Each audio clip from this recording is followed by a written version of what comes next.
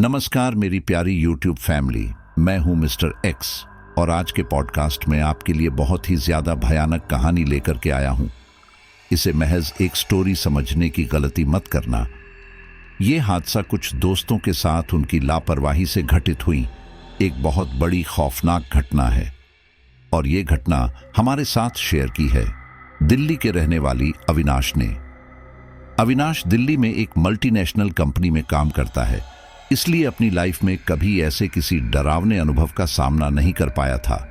लेकिन एक बार वह अपने कुछ दोस्तों के साथ उत्तराखंड के टिहरी गढ़वाल की खौफनाक पहाड़ियों में ट्रिप पर जाने की गलती कर बैठा और उसके बाद उसकी जिंदगी बदल गई।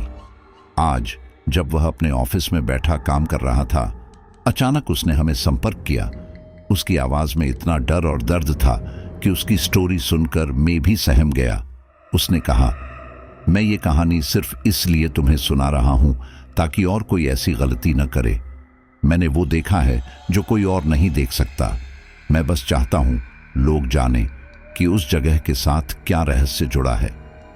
अविनाश के लिए वो ट्रिप सिर्फ एक हॉलिडे प्लान था, लेकिन वहां जो कुछ हुआ उसने उसके सारे दोस्तों को हमेशा के लिए छीन लिया। आज वो अकेला बचा है, लेकिन उसके साथ भी कुछ ऐसा हो रहा है जिसे समझ पाना मुश्किल है। जब भी वो सोने की कोशिश करता है, उसकी आंखों के सामने वही पल बार बार आते हैं। रात के अंधेरे में गूंजती फुसफुसाहटें, हंसती परियां और वो रहस्यमयी गुफा जहां जाते ही सब कुछ बदल गया। आज वो अपनी ही जिंदगी से भाग रहा है, न चैन से सो सकता है, न काम पर ध्यान दे पाता है और अब वो अपनी आप बीती हमसे शेयर कर रहा है। तो स्टोरी शुरू करने से पहले आपसे यही कहूंगा कि हम आपके लिए इतनी मेहनत से कमाल की स्टोरीज लेकर आते हैं, लेकिन काफी लोग अभी तक भी हमारी फैमिली के मेंबर नहीं बने हैं। तो चैनल को सब्सक्राइब करके इस रिश्ते की गांठ को मजबूत कर लीजिए ताकि हर रोज आपको बेहतरीन से बेहतरीन कहानियां मैं दे सकूं। और हाँ, जितने भी लोग कहानी सुन रहे हैं वो अपना प्यारा सा कमेंट जरूर कर दें। तो चलिए इस स्टोरी को अविनाश के पर्सपेक्टिव से ही शुरू करते हैं। दोस्तों, मेरा नाम अविनाश है और मैं प्राकृतिक नज़ारा देखने के लिए बड़ा उत्साहित रहता था। मेरे साथ साथ मेरे दोस्त पूजा, रोशन, जीत, ईशानी और एकता, उनको भी इन सब का बहुत शौक था। मेरा फ्रेंड सर्कल काफ़ी बड़ा था, तो आप समझ ही सकते हैं कि हमें साथ में कितना मज़ा आता होगा। हम सब साल में एक बार किसी न किसी ऐसी जगह ज़रूर जाते जहां हमें प्रकृति की सुंदरता को देखने का मौका मिले, और इस बार हम सब ने खैट पर्वत पर जाने का फैसला किया। आप में से कई लोग खैट पर्वत के बारे में जानते होंगे, लेकिन जो नहीं जानते उनको मैं बता दूं कि खैट पर्वत को वहां के लोग परियों की भूमि के नाम से भी जानते हैं। यह उत्तराखंड के टिहरी गढ़वाल जिले में स्थित है। ये पहाड़ी खूबसूरत तो है ही, इसके साथ ही यहाँ की बहुत सी डरावनी दंत कथाएं भी हैं। यहाँ मैं आपको बता दूं कि खैट पर्वत को परियों की भूमि इसलिए कहा जाता है क्योंकि माना जाता है कि यहाँ पर 9 आंचरी बहनें रहती हैं। वे ही आंचरी परियां कहलाई जाती हैं। माना जाता है वे बहुत खूबसूरत हैं। इनके सम्मोहन में कोई भी पड़ सकता है और अगर एक बार ये किसी से प्रभावित हो जाए तो ये आंचरी परियां उसे हमेशा हमेशा के लिए अपने साथ ले जाती हैं। अगर आप इंटरनेट पर सर्च करोगे तो आपको खैट पर्वत की बहुत सी कहानी मिल जाएंगी। मैं नहीं जानता कि इसमें कितनी सच्चाई है, लेकिन एक बात मैं बताना चाहूँगा कि इस पर्वत की वादियों में ज़्यादा अंदर तक जाना खतरनाक हो सकता है। यहाँ ज़्यादा अंदर तक जो जाता है वह लौट कर नहीं आता। यहाँ पर लोग अक्सर घूमने आते हैं और हम भी आज वही जा रहे थे। हमने एक बड़ी सी गाड़ी ली और फिर हम सारे दोस्त उस गाड़ी से ही उत्तरांचल की ओर निकल पड़े। हम सबको काफी मजा आ रहा था। इस दौरान हमारी दोस्त पूजा इंटरनेट से खैट पर्वत के बारे में और जानकारियां जुटा रही थी।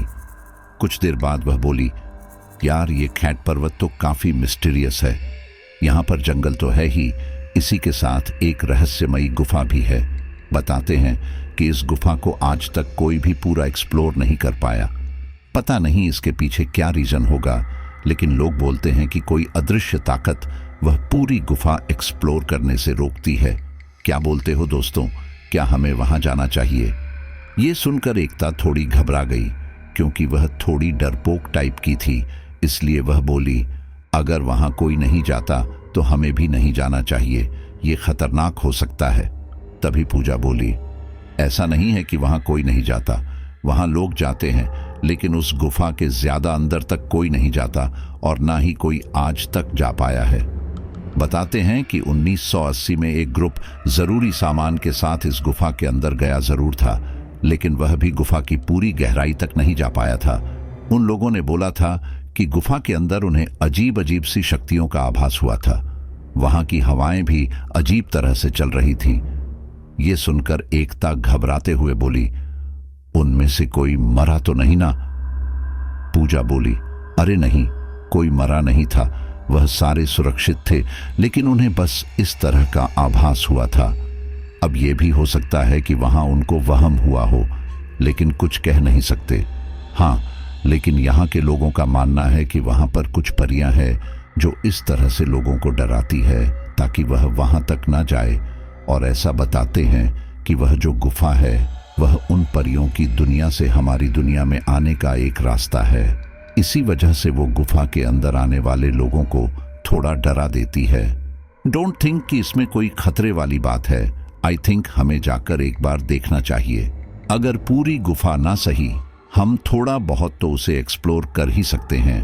और वैसे भी हम वहां अकेले थोड़ी जा रहे हैं, वहां पर जाने वाले और भी बहुत से लोग हैं जो वहां पर जाते ही हैं, लेकिन उन्हें कुछ नहीं होता। हम लोग अपना जरूरी सामान लेकर जाएंगे और अगर हमें लगा कि कुछ गड़बड़ है तो फिर हम वापस आ जाएंगे। हम सभी को पूजा की बात सही लगी, और वैसे भी हम वहां पर प्रकृति का नजारा ही तो लेने जा रहे हैं, और वह गुफा भी प्रकृति का एक हिस्सा थी। पता नहीं वह गुफा कैसे बनी थी, लेकिन कोई भी उस गुफा को ज्यादा अंदर तक कभी घूम नहीं पाया। इसलिए हमारे अंदर जिज्ञासा जागी कि हमें वह गुफा अच्छे से एक्सप्लोर करनी चाहिए। इसलिए हम सब ने मिलकर वहां जाने की योजना बनाई, लेकिन यही हमारी जिंदगी की सबसे बड़ी भूल थी। यह जगह एक टूरिस्ट प्लेस थी, इस वजह से यहां पर कुछ होटल भी बने हुए थे, जिस वजह से हमें रहने खाने की इतनी कोई समस्या नहीं हुई। हम लोगों ने वहां के किसी होटल में चेकिंग किया और फिर हम लोगों ने रात वहीं पर बिताई। अगले दिन हम सारे दोस्त अपना जरूरी सामान अपने बैग में डालकर हाथों में एक एक लाठी लेकर उस पर्वत की ओर बढ़ने लगे। यहाँ मैं आपको बता दूं कि खैट पर्वत पर गाड़ी वगैरह नहीं जा सकती, क्योंकि वहाँ के रास्ते गाड़ी के जाने लायक नहीं हैं। इसलिए जो भी इस पहाड़ पर जाना चाहता है तो उसे मुसांकिरी गांव से 5 किलोमीटर की लंबी ट्रैक करनी पड़ेगी। हम लोगों ने अपनी गाड़ी वहां खड़ी की और फिर उस पहाड़ की ओर आगे बढ़ने लगे। जैसे ही हम लोग उस पहाड़ के रास्ते जा रहे थे तो रास्ते में हमें एक बूढ़ी औरत मिली। उसने हमारे पीठ पर सामान देखकर हमसे पूछा, तुम लोग यहाँ के तो नहीं लग रहे। हमारी दोस्त ईशानी आगे आई और उसने उन बूढ़ी अम्मा को प्रणाम कर कहा, अम्मा, हम यहाँ पर खैट पर्वत घूमने आए हैं। अम्मा बोली, बेटा, तुम लोग जा तो रहे हो, लेकिन क्या तुम लोगों ने जाने से पहले पूजा की? यह सुनकर हम सारे दोस्त एक दूसरे का मुंह देखने लगे, क्योंकि हम लोगों ने तो कोई पूजा नहीं की थी। हम लोग बस अपना बैग उठाए और आगे बढ़ने लगे। तब ईशानी बोली, नहीं अम्मा, हमने कोई पूजा तो नहीं की, लेकिन हम ये पहाड़ी पर घूमने ही तो जा रहे हैं, और इसके लिए पूजा करना क्या जरूरी है? अम्मा बोली, बच्चों, वहां पर खतरनाक अदृश्य शक्तियां हैं जो तुम्हें अपना निशाना बना सकती है। इसलिए वहां जाने से पहले तुम्हें पूजा कर लेनी चाहिए, ताकि वहां की नकारात्मक ऊर्जा तुम लोगों को नुकसान ना पहुंचाए। हम ठहरे नए जमाने के शहरी लोग, हम इन सब बातों को कहाँ मानते थे। इसलिए हमने कहा, अम्मा, हमें कुछ नहीं होगा, कोई नकारात्मक शक्ति हमारा कुछ नहीं बिगाड़ेगी। ये बोलकर हमने अम्मा को दोबारा प्रणाम किया और फिर उस पहाड़ की ओर जाने लगे। आपस में बातें करते हुए हम सारे कब वहां तक पहुंच गए पता ही नहीं चला। अब हम उस पहाड़ के जंगल वाले रास्ते पर थे। आसपास काफी ज्यादा हरियाली थी, पेड़ों के झुरमुट और घनी घनी झाड़ियां भी थी। जंगल में कहीं कहीं पर पतली सी पगडंडी भी थी, जिससे पता चल रहा था कि लोगों का वहां आना जाना है। हम लोग अपना सारा जरूरी सामान, जैसे कि खाने पीने का सामान, पानी की बोतल, कंपास वगैरह सब लेकर उस जंगल में घुसे थे। हम लोग इससे पहले भी कई जगह ट्रैकिंग कर चुके थे, इसलिए हम लोग अपने अनुभव से जंगल में अपने जाने के निशान छोड़ रहे थे। हम लोग हर पेड़ पर सफेद चौक से क्रॉस का निशान लगा रहे थे, जिससे हमें पता चल सके कि हम लोग इस रास्ते से पहले भी आ चुके हैं, ताकि हम इस जंगल में रास्ता ना भटके। वही हमारी दोस्त पूजा अपने फोन में गूगल मैप ऑन करके हमें सही से गाइड कर रही थी। एक तरफ से देखा जाए तो हम पूरी तरह से तैयारी के साथ आए थे। हम लोग यहाँ पर बहुत अच्छे से आगे बढ़ रहे थे कि इसी दौरान मेरे दोस्त जीत ने अपने बैग में से एक माउथो नरगन निकाला और उसे बजाने लगा। जीत को म्यूजिक का बहुत शौक था और यहाँ पर वह म्यूजिक सिर्फ अपने लिए या समय बिताने के लिए नहीं का बजा रहा था, बल्कि वह पूजा को इम्प्रेस करना चाहता था, क्योंकि पूजा को भी म्यूजिक का काफी शौक था और वो पूजा को पसंद भी करता था। ये देखकर हम कुछ न बोले, लेकिन हमारे चेहरों पर एक शरारती मुस्कान जरूर आ गई थी। यहाँ पर हम सारे थोड़ी देर बाद उन दोनों की टांग खिंचाई करने लगे, लेकिन हमें ये नहीं पता था कि उसका ये म्यूजिक बजाना हमारे लिए आगे चलकर कितनी बड़ी मुसीबत खड़ी कर सकता था। खैर, हम आगे बढ़ने लगे। अब तक हम आधे से ज्यादा जंगल को पार कर चुके थे कि तभी हमने ध्यान दिया कि आसपास के पेड़ अजीब तरह से हिलने लगे थे, जैसे उनमें कोई अदृश्य सी शक्ति आ गई हो। हम सारे घबराते हुए आसपास देखने लगे, लेकिन फिर अगले ही पल पूजा बोली, रिलैक्स गाइज, ये जंगल है, शायद इसी वजह से यहाँ पर इस तरह से हवा चल रही है, डरने की बात नहीं है। इस पर हम सारे भी पूजा की बात से सहमत हो गए और फिर आगे बढ़ने लगे, लेकिन एकता इससे काफी घबरा गई थी, इसलिए वह बोली, मुझे यह जगह कुछ सही नहीं लग रही। उन अम्मा ने कहा था कि यहाँ आने से पहले पूजा कर लेनी चाहिए, हो ना हो, इसीलिए ही ये सब हो रहा था। अभी वापस चलो, हम लोग कल आएंगे पूजा करके, अभी के लिए यहाँ से चलते हैं। पर हम लोगों ने एकता की बात नहीं मानी, उल्टा हम उसका ही मजाक उड़ाने लगे। उसके आगे वह भी कुछ न बोलते हुए चुपचाप हमारे साथ चलने लगी। हम लोग कुछ आगे गए थे कि तभी जीत एकदम से रुका और बोला, तुम लोगों ने वहां आवाज सुनी?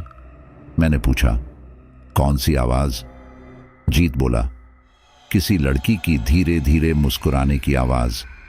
ये सुनकर हम सारे हैरान रह गए, क्योंकि हमें किसी भी तरह की कोई आवाज नहीं आ रही थी। तब जीत दोबारा बोला, हो सकता है कि तुम लोगों ने ध्यान नहीं दिया होगा, दोबारा ध्यान दो, हो सकता है कि तुम्हें वह आवाज आए। और फिर हम सारे बड़े ध्यान से आसपास की सब आवाज सुनने की कोशिश करने लगे, लेकिन वहां सिवाय पंछियों की आवाज के और कुछ आवाज सुनाई नहीं दे रही थी। ये देखकर पूजा बोली, तुम्हें शायद वहम हुआ होगा, अब तुम ज्यादा इस पर ध्यान मत दो और आगे बढ़ने पर फोकस करो, अभी हमें बहुत आगे जाना है।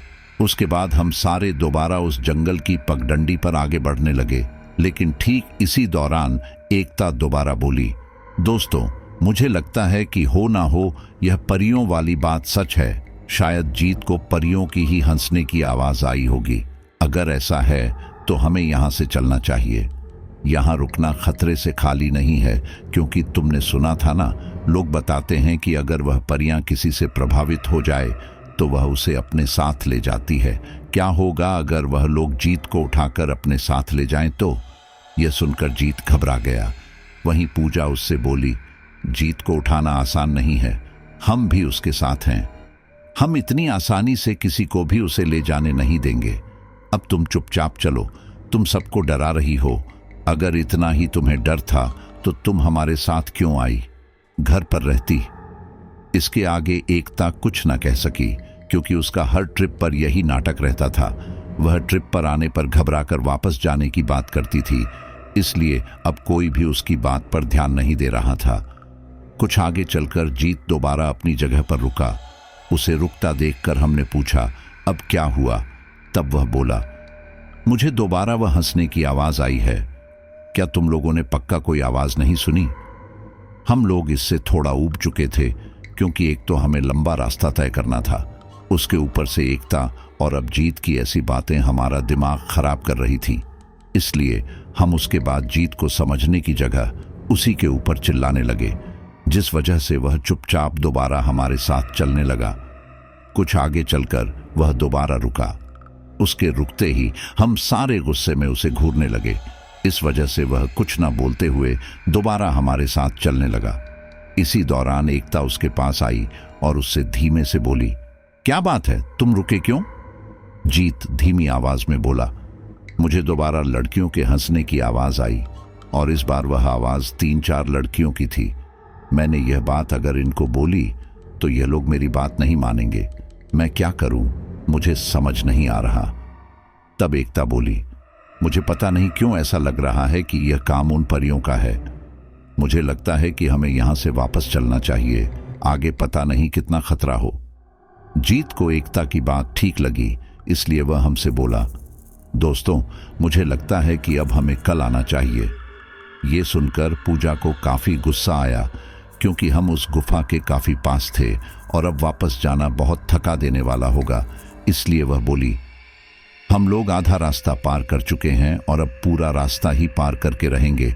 तुम्हें साथ चलना है तो चलो, नहीं तो होटल जाओ। ये सुनकर जीत काफी घबरा गया था, इसलिए वो बोला, यहां तक आ ही गए हैं तो पूरे रास्ते चलते हैं, लेकिन तुम लोग मेरे साथ ही रहना। हमने एक दूसरे की ओर देखा और फिर बिना कुछ कहे वापस आगे की ओर बढ़ने लगे। वही एकता गुस्से में जीत से बोली, तुमने उन लोगों के आगे हथियार क्यों डाल दिए? अरे हम लोग यहां से चलते तो ठीक था ना, ये लोग जाएं आगे। जीत बोला, मैं पूजा को किसी मुसीबत में अकेला नहीं छोड़ सकता। क्या पता कि आगे क्या खतरा हो, और ऐसे में हम सभी का साथ रहना जरूरी है। इसके आगे एकता कुछ न बोलते हुए चुपचाप आगे बढ़ने लगी। जीत को थोड़ा डर लग रहा था, इसलिए उसने अपना माउथ हार्गन दोबारा निकाला और उसे दोबारा बजाने लगा। हम सबका दिमाग उस संगीत से थोड़ा ठंडा हुआ और फिर हम लोग गुनगुनाते हुए आगे बढ़ने लगे।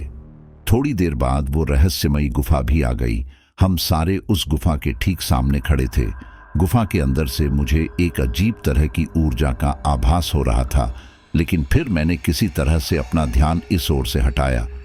हम सब ने एक दूसरे की ओर देखा और फिर एक एक करके उस गुफा के अंदर जाने लगे।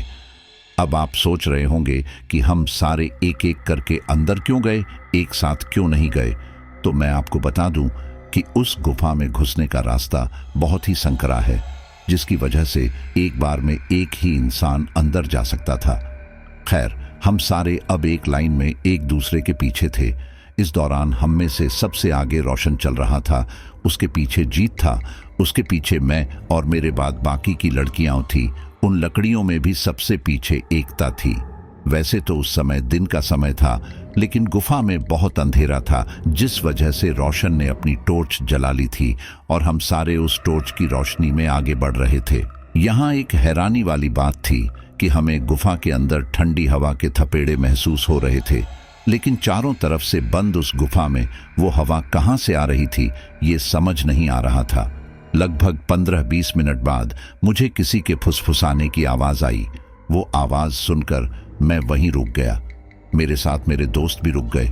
तब मैंने उनसे कहा, तुम लोगों को वो फुसफुसाहट की आवाज आई? मेरी बात सुनकर वे सारे लोग मुझे हैरानी से देखने लगे। फिर रोशन बोला, किसी को आई या नहीं वो तो पता नहीं, लेकिन मुझे आई थी। तब बाकी लोगों ने भी बताया कि उन्हें भी वो आवाज आ रही थी। ये सुनकर रोशन घबराते हुए बोला, मैं आगे नहीं चलूंगा।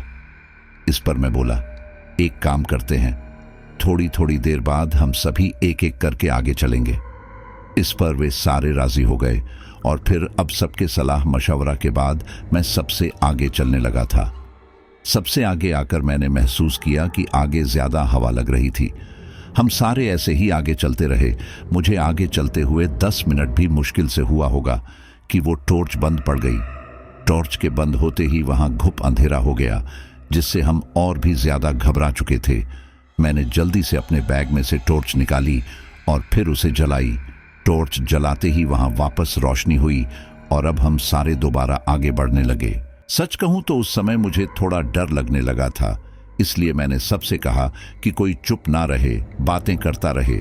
सब बोलेंगे तो कम से कम डर नहीं लगेगा।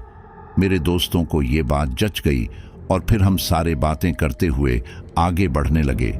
लेकिन इस दौरान एक बहुत ही अजीब बात हुई और वो ये कि हम में से सबसे पीछे चल रही एकता एकदम चुप थी। हमने उससे बोला कुछ बोलने के लिए, लेकिन उसने ये बोलकर मना कर दिया कि उसका मन नहीं है। ये बात मुझे अजीब लगी, क्योंकि हम में से सबसे ज्यादा एकता ही बोलती थी। सबसे पहले मैंने सोचा कि शायद मैं उसे बता दूं, लेकिन मेरे मन में डर बैठा था। हुआ कि गुफा में चढ़ाई वाला रास्ता आ चुका था। मुझे नहीं पता कि ये मेरा वहम था या सच में वो रास्ता थोड़ा चढ़ाई वाला था। हम यहां तक आ चुके थे और अब पीछे मुड़ने का तो सवाल ही नहीं उठता था। इसलिए हम सारे एक दूसरे के पीछे पीछे उस हल्की चढ़ाई वाले रास्ते पर चलने लगे। लगभग 10-15 मिनट बाद अचानक ही ढलान आ गई, जिससे मैं अपना संतुलन ना बना सका और उस ढलान से नीचे लुढ़कने लगा।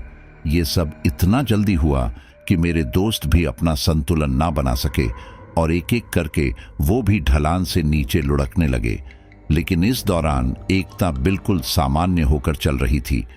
मेरे गिरते ही मेरे हाथों में थमी वो टॉर्च भी गिर गई थी और उस टॉर्च की रोशनी में ही मैंने ये सब देखा। अब इससे पहले कि मैं टॉर्च उठाता, वो टॉर्च बंद हो गई। टॉर्च बंद होते ही हम सारे घबरा गए। हम सबके पास एक एक बैग था। उस बैग में सारा जरूरी सामान और टॉर्च भी थी। पूजा ने जल्दी से टॉर्च निकालकर जलाई, जिससे हमने राहत की सांस ली। इसी दौरान हमने पाया कि हम सारे जहां घबराए हुए थे, वहीं एकता बिल्कुल सामान्य बनी हुई थी। एकता बहुत डरपोक टाइप की थी। उसका यूं निडरता से खड़े रहना हमें डरा रहा था। हमें लगने लगा कि कहीं किसी अदृश्य शक्ति ने एकता के शरीर पर नियंत्रण तो नहीं कर लिया। इसलिए रोशन बोला, एकता ऐसा काम कर, अब तू आगे जा, अब तेरी बारी। ये सुनकर एकता ने हमें बहुत अजीब निगाहों से घूरा। सच कहूं तो उसको यूं देखकर एक पल के लिए मेरा दिल ही बैठ गया था, लेकिन फिर अगले ही पल वो बोली, मैं आगे नहीं जाऊंगी, मुझे डर लगता है, मैंने तो पहले ही कहा था वापस चलने को। ये सुनकर हमने राहत की सांस ली, क्योंकि उसकी ये बात सामान्य एकता वाली ही थी। खैर, सलाह मशवरा के बाद जीत अब सबसे आगे चलने लगा। इसी दौरान वो चलते चलते बोला, ये गुफा सच में काफी रहस्यमयी है। यहाँ का माहौल काफी डरावना है। नेचर को एक्सप्लोर करना अच्छा है, लेकिन हम कोई घोस्ट बस्टर तो है नहीं जो ऐसी जगह पर आ गए। ये सुनकर पूजा बोली, तुम तो ज्यादा बोलो ही मत, यहां आने का आइडिया तो तुम्हारा ही था ना। अब छोड़ो इस बात को और ये सोचो कि हमने एक हिसाब से बहुत बड़ा तीर मारा है, क्योंकि इस गुफा में ज्यादा लोग नहीं आते, लेकिन हम सारे आए हैं। हम सबको पूजा की बात सही लगी और फिर हम लोग आगे बढ़ते रहे। लेकिन इस दौरान वहां से आती वह फुसफुसाहट की आवाजें हमें मेंटली डिस्टर्ब कर रही थी, हमें डरा रही थी। इसलिए जीत ने अपना माउथ ऑर्गन निकाला और फिर उसे दोबारा बजाने लगा। इस दौरान मैंने वो टॉर्च पकड़ ली ताकि हम आराम से आगे का रास्ता देख पाएं। म्यूजिक से हम सभी का ध्यान उस फुसफुसाहट से हटकर म्यूजिक की तरफ जाने लगा और फिर हम लोग गुनगुनाते हुए आगे बढ़ने लगे।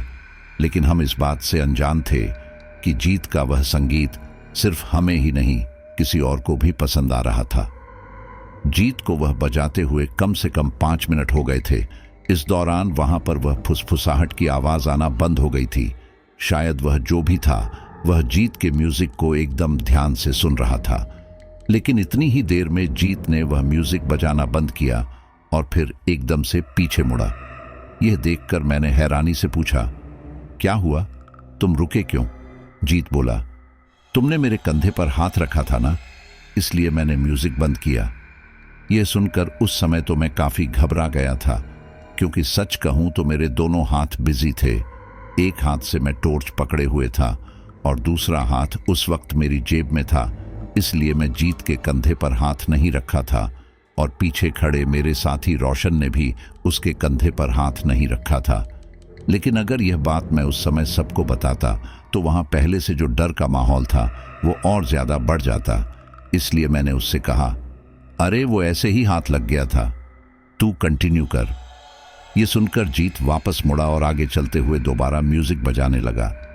लगभग 5 से 7 मिनट के बाद जीत दोबारा रुका और बोला, क्या बात है, तू बार बार मेरे कंधे पर हाथ क्यों रख रहा है?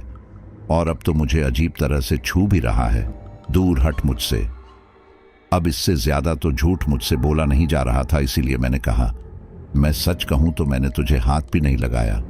शायद कोई है जो तुझे ऐसे छू रहा है। मुझे नहीं लगता दोस्तों कि हमें और आगे बढ़ना चाहिए, इसलिए मैं तो बोलता हूं वापस निकलते हैं। हमने ये गुफा बहुत एक्सप्लोर कर ली, इतना ही काफी है। सबको मेरी बात सही लगी सिवाय पूजा के। पूजा तो सुनने को राजी ही नहीं थी। पूजा ने कहा, हम यहां तक आए हैं तो आगे भी जरूर जाएंगे। अब बस ज्यादा तो नहीं रह गया।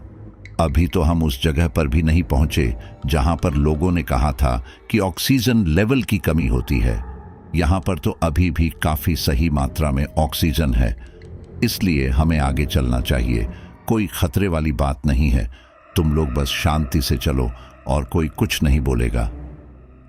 हम सब ने मिलकर पूजा को काफी समझाया, लेकिन पूजा तो कुछ समझने को तैयार ही नहीं थी, क्योंकि वो काफी जिद्दी किस्म की लड़की जो थी, इसलिए हम लोगों ने भी अब उसके आगे घुटने टेक दिए और आगे बढ़ने लगे। इस दौरान अब हम सब एकदम शांति से आगे बढ़ रहे थे। जीत ने भी म्यूजिक बजाना बिल्कुल छोड़ दिया था। हम लोग 10-15 मिनट तक आगे चलते रहे कि तभी हमें दूर से सामने से एक रोशनी दिखाई थी। ये देखकर हम लोग काफी खुश हुए, क्योंकि अगर हमें दूर से सफेद रोशनी दिखाई दे रही है तो इसका मतलब ये है कि हम लोग इस गुफा के दूसरे छोर से बाहर आने वाले हैं। यानी कि हमने यह गुफा पूरी तरह से एक्सप्लोर कर ली है। और यह देखकर हम लोग तेजी से उस दिशा में आगे बढ़ने लगे। लेकिन यहां मैं एक बात से हैरान था कि यहां आसपास के लोगों ने कहा था कि यहां पर गुफा के अंदर एक ऐसा पॉइंट भी आता है जहां से आगे जाना बहुत मुश्किल हो जाता है। वहां पर ऑक्सीजन की कमी हो जाती है, लेकिन यहां पर हमारे साथ ऐसी कोई भी समस्या नहीं हुई थी। हम लोग बड़े आराम से वहां तक पहुंच चुके थे। वो फुसफुसाहट की आवाज और कुछ अजीब सी चीज हमारे साथ हुई, लेकिन वह इतनी भी कुछ खास नहीं थी जिससे कोई इंसान इस गुफा को पूरा कर ही ना पाए। खैर, हमने इस ओर ज्यादा ध्यान नहीं दिया और चुपचाप आगे बढ़ते रहे। लगभग 5 से 10 मिनट बाद हम लोग गुफा के मुहाने पर आ चुके थे, यानी हम उस गुफा से बाहर निकल चुके थे। बाहर आकर हमने देखा कि बहुत तेज धूप खिली थी और आसपास सिर्फ जंगल ही जंगल था। ये देखकर हम लोगों को काफी खुशी हुई कि चलो, हमने ये गुफा पूरी एक्सप्लोर कर ली है। हम लोग उस जंगल में यहाँ वहाँ घूमने लगे, लेकिन हमने इस चीज का ध्यान रखा कि हम लोग साथ ही रहे।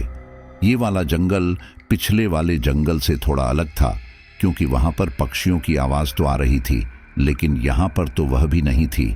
लेकिन हाँ, यहाँ पर साफ सफाई बहुत अच्छे से थी, यानी कि यहाँ पर कोई प्लास्टिक की बोतल, कोई कूड़ा वगैरह नहीं था, जिससे ये बात साफ थी कि यहाँ पर शायद अब तक कोई नहीं आया था।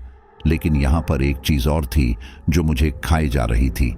वो ये कि अगर यहाँ पर कोई नहीं आया तो जंगल में अलग अलग जगह पर कुछ पगडंडियां सी बनी हुई थी, तो वह कैसे बनी? क्योंकि ये तभी बनती है जब कोई नियमित रूप से उस जगह का इस्तेमाल करता हो, उस जगह पर चलता फिरता हो। लेकिन जब यहाँ पर कोई है ही नहीं तो यह कैसे हो सकता है? उस समय यह बात मेरे दिमाग में तो आई, लेकिन फिर अगले ही पल मेरे दोस्त वहां पर कैंपिंग की बात करने लगे। रोशन बोला, अब हम इतनी दूर आ गए हैं और हम लोग यहाँ तक आने वाले पहले लोग हैं, तो क्यों ना हम यहाँ पर कैंपिंग करें? मजा आएगा, एक नया एक्सपीरियंस होगा। ये सुनकर ईशानी बोली, मुझे नहीं लगता कि हमें ऐसा कुछ करना चाहिए, क्योंकि यहाँ तक अभी तक कोई नहीं पहुंचा और लगता नहीं कि यहाँ हमारे अलावा और कोई होगा, तो यहाँ पर रुकना खतरे से खाली नहीं होगा। क्या पता कि यहाँ पर किस तरह के जानवर हों, इसलिए हमें यह जगह थोड़ी बहुत एक्सप्लोर करके वापस चलना चाहिए। इस पर कुछ लोग तो सहमत नहीं थे, वहीं कुछ लोग सहमत भी थे, क्योंकि ईशानी जो कह रही थी वह सही भी था। यहाँ अकेले जंगल के इस हिस्से में रहना खतरे से खाली नहीं हो सकता था। इसलिए हम सब ने फैसला किया कि लगभग 2-3 घंटे यहाँ पर घूमने के बाद जैसे ही सूरज ढलने लगेगा, हम सभी वापस गुफा के अंदर जाकर यहाँ से बाहर निकल जाएंगे। हम लोग आसपास प्राकृतिक नज़ारे का आनंद लेते हुए घूमने लगे। फिर हम लोगों ने बैठकर कुछ खाने पीने की सोची। हम लोगों ने थोड़ी बहुत सूखी लकड़ियां और घास फूस इकट्ठी करके एक छोटा सा बोनफायर जलाया और फिर हम लोग उसके चारों ओर बैठ गए। हालांकि उस समय दिन का वक्त था, लेकिन फिर भी पहाड़ी इलाका होने के कारण इसमें हमें मजा आ रहा था। सच कहूं तो उस समय हम लोगों ने काफी देर तक ट्रैकिंग की थी और हम लोग सुबह से चल रहे थे, तो अब तक शाम हो जानी चाहिए थी। लेकिन उस समय बिल्कुल भी सूरज नहीं ढला था। हमें समझ नहीं आ रहा था कि ऐसा क्यों हो रहा है, लेकिन उस समय तो हमारा ध्यान इस ओर ज्यादा नहीं गया। थोड़ी देर बाद ईशानी ने बाथरूम जाने के लिए कहा, तब एकता उसके साथ में चली गई, लेकिन उन्हें गए काफी समय हो चुका था और अब तक वो वापस नहीं आए थे। अब हमें उनकी चिंता होने लगी थी, लेकिन इससे पहले कि हम उन्हें ढूंढने जाते, ईशानी और एकता वापस आ गई। वो दोनों काफी अजीब सी लग रही थी, उनके चेहरों पर सपाट भाव थे। ये देखकर मैंने उनसे पूछा कि क्या हुआ तुम दोनों को, लेकिन उन दोनों ने कुछ नहीं कहा। फिर हम लोग भी इस बात पर ध्यान दिए बिना दोबारा बोन फायर करने लगे। हम लोग अपने साथ कुछ कच्चा सामान लेकर गए थे जिसे हमने पकाकर खाया। इस दौरान एक अजीब चीज और हुई, और वह यह कि हम सब ने तो कुछ पकाकर खा लिया था, लेकिन ईशानी और एकता दोनों ने कुछ नहीं खाया था। वह दोनों बस चुपचाप एकदम बैठे हुए थे। हम लोग उनसे बातें करने की कोशिश कर रहे थे, लेकिन वह दोनों तो बस हमारी बातें सुन ही रहे थे। ये देखकर रोशन ने कहा, क्या बात है, आज तो तुम दोनों बहुत खामोशी से बैठे हो, वरना तो तुम लोगों का मुंह बंद करवाना मुश्किल हो जाता था। कहते हुए हम सारे हंस दिए। ये सुनकर वो दोनों रोशन को अजीब तरह से घूरने लगी, लेकिन उन्होंने उसे कुछ कहा नहीं।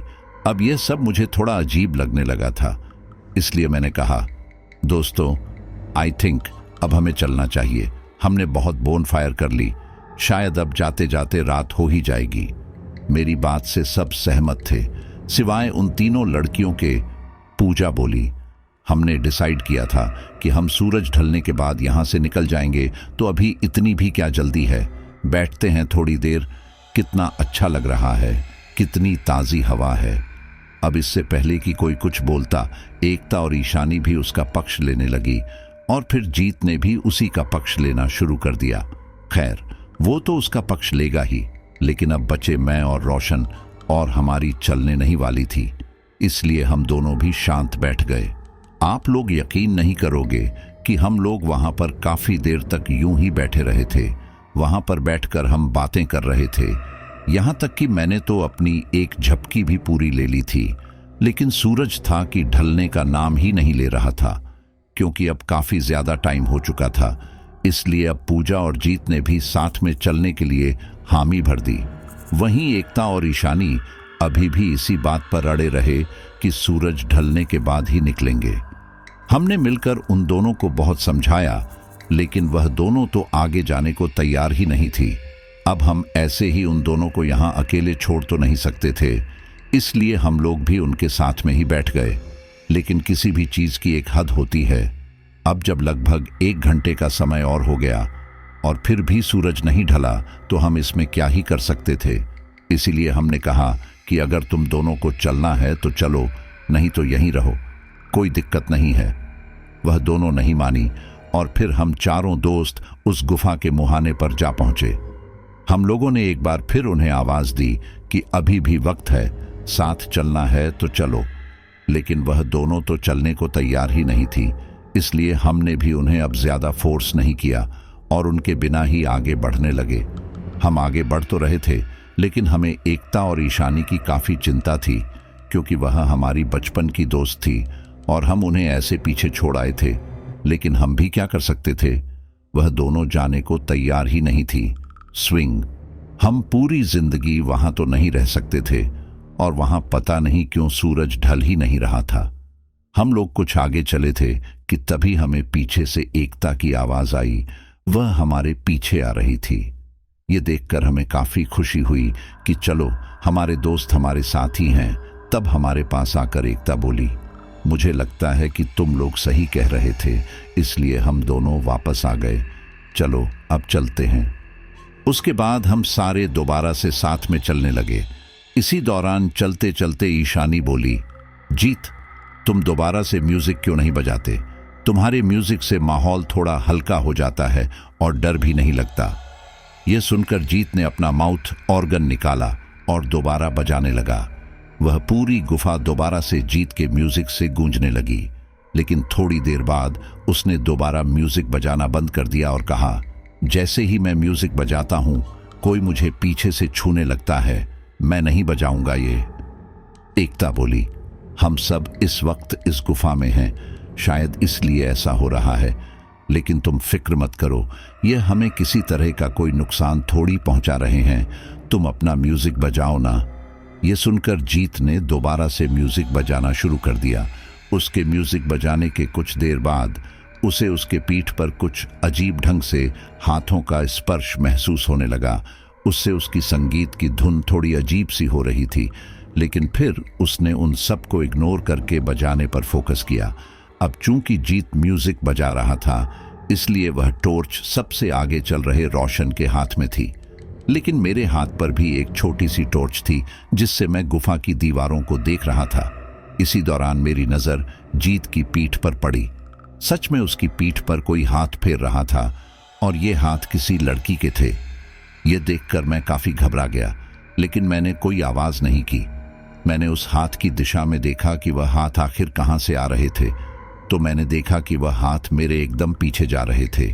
मेरे पीछे पूजा खड़ी थी और वह हाथ उनसे भी पीछे जा रहे थे। पूजा के पीछे एकता और ईशानी थे और यह हाथ सबसे पीछे खड़ी एकता का था। यह देखकर मैं हैरान रह गया, क्योंकि किसी इंसान का हाथ इतना लंबा कैसे हो सकता था कि वह 2-3 लोगों को क्रॉस करके किसी की पीठ पर जाए। मेरे शब्द मेरे गले में ही अटके रह गए थे। मुझे समझ नहीं आ रहा था कि मैं क्या करूं।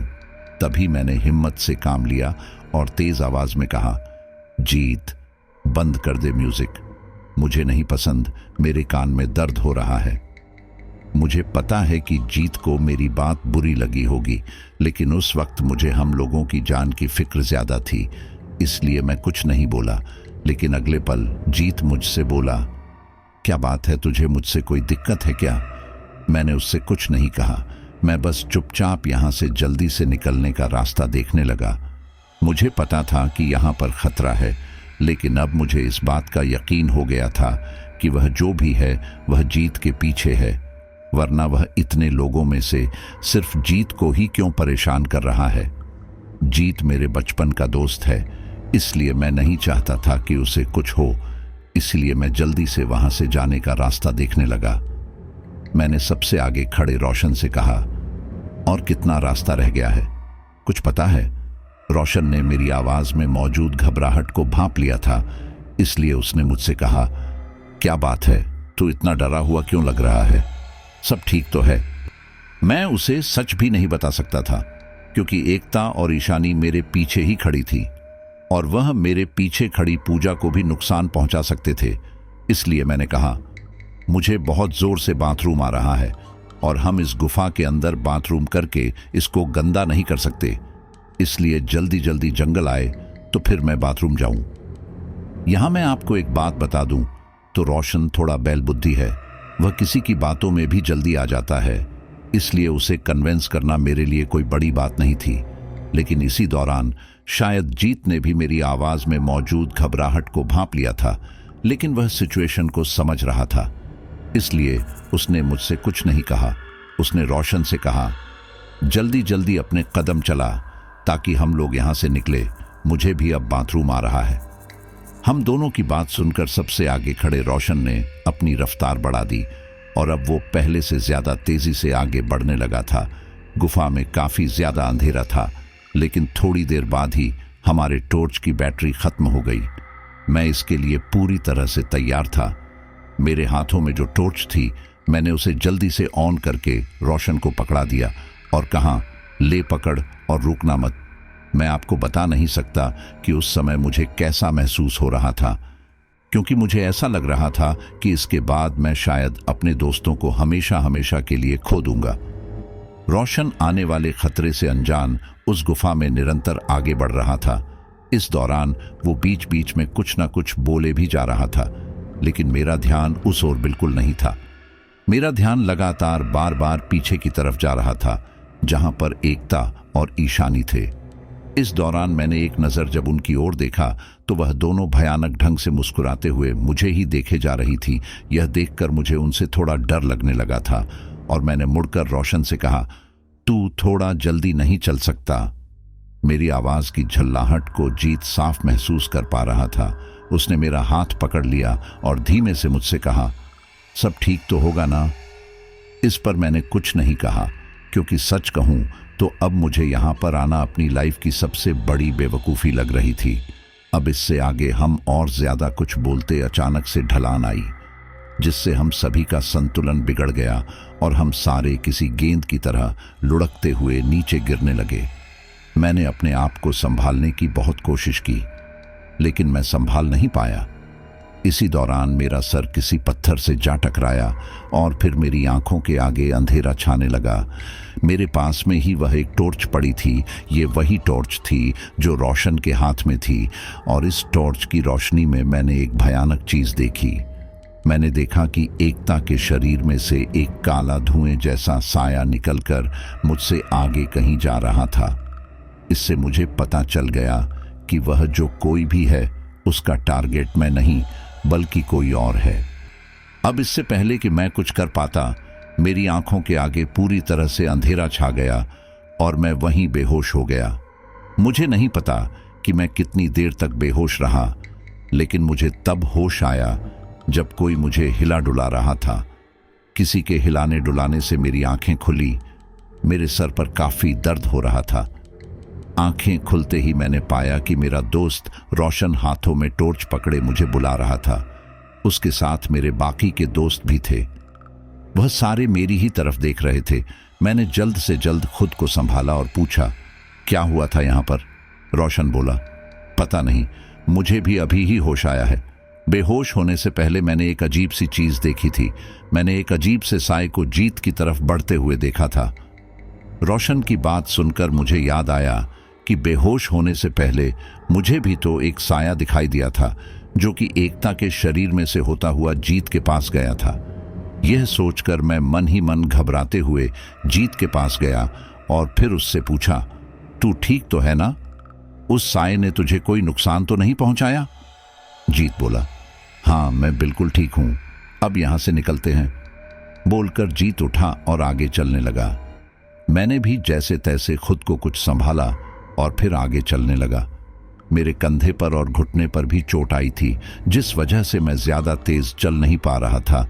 मुझे रोशन ने सहारा दिया और मेरे साथ चलने लगा, जबकि जीत, ईशानी, पूजा और एकता एक साथ आगे आगे चल रहे थे। मेरे हाथ पैर पर इतना दर्द हो रहा था, इसलिए मैंने इस बारे में उस समय ज्यादा कुछ न कहा। लेकिन थोड़ी दूर चलने के बाद रोशन ने मेरे कान में फुसफुसाते हुए कहा, पता नहीं तुझे बताना चाहिए या नहीं, लेकिन जब से मैं होश में आया हूं, मुझे इन चारों का व्यवहार बहुत अजीब सा लग रहा है। यह ज्यादा कुछ बोल नहीं रहे, बस एक साथ ही आगे चले जा रहे हैं। यह सुनकर मेरा ध्यान दोबारा से उन चारों की ओर गया। मैंने नोटिस किया कि सही में उन चारों का व्यवहार ऐसा ही था। मुझे लगा कि हो सकता है कि यहाँ की परियों ने या जो भी अदृश्य शक्ति यहाँ पर है, उन्होंने उनके शरीर के ऊपर कब्जा कर लिया है। इसीलिए ये लोग इस तरह की अजीब हरकतें कर रहे हैं। इनके आगे इस तरह से कुछ बात करना खतरनाक हो सकता है। कहीं यह लोग हम पर हमला न कर दें। इसलिए मैंने रोशन से कहा, इसके बारे में अभी मत बोल, हम बाद में इस बारे में बात करते हैं। रोशन ठहरा। बैल बुद्धि, उसे मेरी कही बात एक बार में समझ ही कहाँ आई, इसलिए वो दोबारा बोलने लगा, अरे अभी बात करने में क्या दिक्कत है? अभी के अभी पता लगाते हैं कि इनके साथ दिक्कत क्या है, वरना कहीं ऐसा ना हो कि ये लोग हमें भी अपने जैसा बना दें। सच कहूं तो उस समय मुझे ऐसा लगा जैसे कि इस बैल बुद्धि दोस्त रोशन से अच्छा अगर इस समय मेरा कोई थोड़ा समझदार दुश्मन होता तो ज्यादा सही रहता, क्योंकि कम से कम ऐसी सिचुएशन में वो दिमाग से काम तो लेता। उसकी बातों से मुझे मन ही मन डर लगने लगा था कि इन लोगों को पता न चल जाए कि हमें इनके बारे में पता चल चुका है। इसलिए मैं बोला, यहां रहकर तेरा दिमाग खराब हो गया है और कुछ नहीं। यहां से बाहर निकलकर ताजी हवा में जाएगा तो तेरी अक्ल ठिकाने आ जाएगी। अब चल चुपचाप। अब इसके आगे रोशन कुछ ना बोला। और मैं चाहता भी नहीं था कि वो आगे कुछ बोले। खैर, हम सारे आगे बढ़ते जा रहे थे, लेकिन चोट लगने के कारण मैं ज्यादा तेज नहीं चल पा रहा था। इसलिए मैं और रोशन उनसे काफी पीछे रह गए थे और अब तो वे लोग उस अंधेरे में नजर ही नहीं आ रहे थे। जैसे ही मैंने ये देखा, मैंने रोशन के सिर के पीछे एक टपली मारी और कहा, उन लोगों के सामने क्यों बोल रहा था ये सब? अगर उन्हें शक हो जाता कि हमें सब पता चल चुका है तो पता नहीं वो लोग हमारे साथ क्या करते। इस समय वो लोग हमारे दोस्त कम, कुछ अजीब सी शक्तियां ज्यादा हैं। इसलिए हमें किसी भी तरह से उन्हें और खुद को इस अजीब सी गुफा से बाहर लेकर रिहायशी इलाके में जाना होगा ताकि हम किसी की हेल्प ले सकें, समझे? अब कोशिश करना कि उनके आगे सामान्य बने रहो, या तो ऐसा काम करो कि अपना मुंह बंद ही रखो, बाकी मैं संभाल लूंगा। ये सुनकर रोशन चुपचाप मेरे साथ आगे बढ़ने लगा। हम लोग अब तक काफी दूर तक आ चुके थे, लेकिन हमें हमारे बाकी के चारों दोस्त कहीं नजर नहीं आ रहे थे। यह देखकर रोशन बोला, ये चारों गए तो गए कहां? मैंने कहा, कुछ कह नहीं सकते, लेकिन इतना तो पता चल चुका है कि वह लोग हमारे दोस्त नहीं हैं। अगर वह हमारे दोस्त होते तो हमें इस तरह से पीछे छोड़कर इतना आगे नहीं जाते। मैंने इतना कहा ही था कि तभी पीछे से जीत की आवाज आई। वह बोला, हम आगे चल रहे हैं या तुम लोग? जीत की आवाज सुनकर हम दोनों ने घबराते हुए पीछे की ओर देखा। हमारे पीछे जीत और बाकी की तीनों दोस्त खड़े थे। यह देखकर रोशन हैरानी से बोला, तुम लोग पीछे कैसे आ गए? तुम लोग तो हमसे काफी आगे चल रहे थे। जीत बोला, आगे से एक रास्ता है जो हमें घुमा फिरा कर पीछे ले आया था। हम लोग जल्दी से यहां तक आ गए। मैंने कहा, ठीक है, अब तुम लोग हमसे आगे ही चलो, क्योंकि तुम्हें तो पता ही है मुझे थोड़ी चोट लगी हुई है, इसलिए मैं ज्यादा तेज नहीं चल पाऊंगा, और तुमको पता है कि वह रास्ता कहां पर है जहां से हम गोल घूम सकते हैं, इसलिए तुम लोग हमसे आगे ही चलो तो अच्छा है। इस पर वे चारों मानकर मेरे और रोशन से आगे चलने लगे। वह हमसे कुछ ही खत्म आगे चल रहे थे, लेकिन शायद रोशन को उनसे डर लगने लगा था, इसलिए वह बात करके अपना मन हल्का करना चाहता था। फिर बातों बातों में वह बोला, कितनी अजीब बात है ना, जब हम यहां आए थे तो हमें वह अजीब सी फुसफुसाहट की आवाज आ रही थी, लेकिन अभी तो ऐसी कोई आवाज नहीं आ रही। यह सुनकर मैं उसे अजीब निगाहों से घूरने लगा, क्योंकि मैंने उसे मना किया था कि उनके आगे कुछ भी ऐसा वैसा न बोले जिससे उन्हें हमारे ऊपर शक हो। मैं अब इससे पहले कि कुछ और कहता, उन चारों के कदम वहीं रुक गए। यह देखकर मुझे थोड़ा बहुत डर लगने लगा था। मुझे लगा कि कहीं वह लोग हम पर अटैक न कर दें। तब जीत बोला, तुम लोगों को आवाज नहीं आ रही, लेकिन हमें वह आवाज अभी आ रही है। क्यों पूजा, सही कहा ना? पूजा बोली, हाँ, हमें तो वह आवाज अभी आ रही है। अब मैं यहां पर सारी बात खत्म करना चाहता था। मैं नहीं चाहता था कि यहां से बात आगे बढ़े, लेकिन रोशन को पता नहीं क्या खुजली थी कि उसने आगे पूछा, कमाल है, अगर तुम लोगों को आवाज आ रही है तो हमें क्यों नहीं आ रही? तुम लोगों में कौन से हीरे मोती जड़े हैं जो हम में नहीं जड़े? जीत मुस्कुराया और फिर आगे चलने लगा। उसकी यह मुस्कुराहट मुझे थोड़ी अजीब सी लगी थी, लेकिन फिर अगले ही पल उसने कहा, यह आवाज सिर्फ कुछ खास लोगों को ही सुनाई देती है, और शायद तुम खास इंसान नहीं हो। रोशन बोला, लेकिन मेरी माँ तो कहती है कि मैं लाखों में एक हूं, मेरे जैसा इंसान कोई दूसरा नहीं है। बोलते हुए रोशन थोड़ा इतराने लगा था। हर माँ को अपना बेटा दुनिया में सबसे अच्छा ही लगता है, फिर भले ही उसका बेटा कैसा भी हो। अब देख लो ना, तुम थोड़े दिमाग से पैदल हो और अविनाश के चेहरे पर चेचक के निशान है, और इसी के साथ ही तुम दोनों के अंदर कोई ऐसी खास बात भी नहीं है, जैसे कि तुम दोनों को कोई संगीत का यंत्र बजाना नहीं आता। दोस्तों, ये बात सच थी कि मेरे चेहरे पर चेचक के थोड़े निशान थे। इसी के साथ ही मुझ में ऐसी कोई खास क्वालिटी भी नहीं थी जो मेरे बाकी दोस्तों में थी, और मुझे आज इस बात पर काफी नाज था कि शायद इसी वजह से ही मैं इन सब से बच गया था। मेरे दोस्तों के शरीर में वह जो कोई भी अदृश्य शक्ति थी, वह मुझे इनडायरेक्ट वे में बता रही थी कि मेरे बचने का कारण क्या है, लेकिन मैंने उस समय ज्यादा कोई प्रतिक्रिया नहीं दी। वहीं रोशन को भी चुप रहने का इशारा किया। अब हम सारे एकदम चुपचाप उस गुफा में आगे बढ़ने लगे। लगभग 1 आध घंटे बाद हमें एक सफेद की रोशनी दिखाई थी। वह देखकर मैंने राहत की सांस ली और फिर अपने कदमों की रफ्तार बढ़ा दी। मेरे पैरों में दर्द भी हो रहा था, लेकिन जान भी तो प्यारी थी, इसलिए दर्द के बावजूद भी मैं तेजी से चलने की कोशिश कर रहा था। 15-20 मिनट बाद हम सारे दोबारा उस गुफा के छोर तक आ गए थे, जहां से हमने गुफा के अंदर जाना शुरू किया था। हम सारे बाहर जाकर एकदम हैरान रह गए, क्योंकि बाहर एकदम अंधेरा था।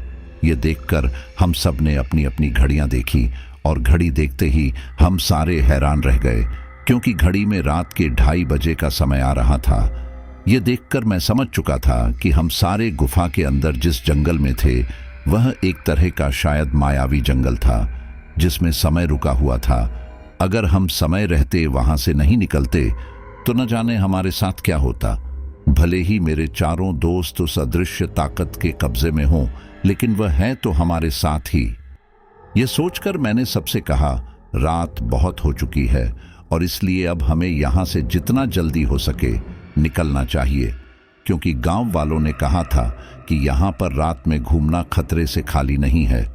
वह परियां ना जाने कब हम तक पहुंच जाएं, क्योंकि वह यहां पर अदृश्य रूप में जो घूमती हैं। मेरी बात सुनकर पूजा, एकता, ईशानी और जीत भयानक ढंग से मुस्कुराते हुए एक दूसरे की ओर देखने लगे, लेकिन वह दोनों कुछ न बोले। फिर अगले ही पल मैंने दोबारा कहा, अब चलते हैं। हम सारे उस जंगल में आगे बढ़ने लगे। जंगल में अजीब सी शांति छाई हुई थी। पेड़ों के पत्ते अजीब ढंग से हिल रहे थे और उनकी आवाज सुनकर मेरा और रोशन का दिल बैठा जा रहा था, लेकिन हम दोनों कुछ न बोलते हुए बस आगे बढ़ते जा रहे थे। हम लोगों को जंगल में चलते हुए लगभग 15-20 मिनट से ऊपर हो चुके थे। इसी दौरान जीत बोला, पता नहीं क्यों लोग यहाँ नहीं आना चाहते, जबकि यह जगह तो कितनी खूबसूरत है। देखो कितनी ठंडी ठंडी हवा चल रही है। मेरा मन तो पूरी जिंदगी यही रहने का है। तुम लोग क्या बोलते हो? मैंने कहा, जगह तो अच्छी है, लेकिन हमारे पास और भी बहुत काम है जिसे हमें करने हैं। हम ऐसे ही निठल्लों की तरह इस जंगल में नहीं घूम सकते। मेरी बात सुनकर जीत, पूजा, ईशानी और एकता वहीं रुककर मुझे और रोशन को अजीब तरह से घूरने लगे। और फिर अगले ही पल जीत दोबारा बोला, सच कहूं तो हमें तुम्हारी कोई जरूरत भी नहीं है, इसलिए हम तुम्हें यहां तक छोड़ने आए थे। ये सुनकर मैं और रोशन दोनों हैरान रह गए। हमें समझ नहीं आ रहा था कि आखिर यह लोग ऐसा क्यों बोल रहे हैं। लेकिन फिर अगले ही पल जीत, ईशानी, पूजा और एकता सारे भयानक ढंग से मुस्कुराते हुए हमें घूरने लगे और फिर अगले ही पल वो चारों वहां से हवा में ही गायब हो गए। यह सब देखकर हम दोनों काफी ज्यादा घबरा गए और वहीं पर बेहोश हो गए। साथियों, जैसा कि आपने अब तक सुना, अविनाश और उसके दोस्तों के साथ खैट पर्वत की गुफाओं में जो कुछ हुआ वह किसी भी इंसान की सोच से परे है। ये स्टोरी यहाँ खत्म नहीं होती, बल्कि इसके साथ कई सवाल खड़े होते हैं जिनके जवाब हमें अगले एपिसोड में मिलेंगे। लेकिन सबसे डरावनी बात यह है कि अविनाश के दोस्त अचानक हवा में कैसे गायब हो गए। आखिरकार गुफा के बाहर अजीब मायावी जंगल का क्या राज है? क्या ये सचमुच कोई शापित जगह है या फिर ये महज दिमागी खेल था? क्या अविनाश इस खतरनाक खेल से बच निकलेगा या अब भी उसकी जिंदगी खतरे में है? क्या सच में वो अजीब ताकतें जिनका जिक्र स्थानीय लोग करते थे उनके दोस्तों पर हावी हो चुकी थीं? एकता और ईशानी का व्यवहार इतना अजीब क्यों हो गया था? और जीत, क्या उस पर भी कोई अदृश्य ताकत काबू पा चुकी थी जो फुसफुसाहटें और रहस्यमयी हंसी की आवाजें सुनाई दे रही थीं?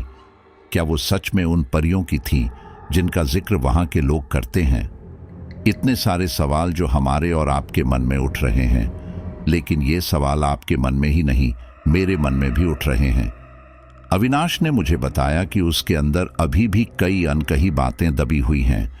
कुछ ऐसे राज हैं जो उसने अब तक किसी को नहीं बताए और वह अगली बार हमसे यह सब शेयर करने वाला है। तो आप भी इंतजार कीजिए और मैं भी इंतजार करता हूं, और जल्द ही मैं अविनाश से बाकी कहानी सुनकर आपके साथ शेयर करने वाला हूं और उम्मीद करता हूं कि ये स्टोरी आपको काफी ज्यादा पसंद आई होगी। और याद रखिए, कभी कभी जो दिखता है वो सच नहीं होता, और जो सच होता है उसे पहचान पाना मुश्किल होता है।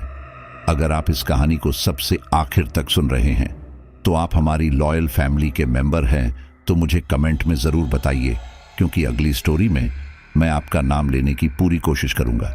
चलिए अब अपने कुछ लॉयल फ्रेंड्स के नाम लेते हैं।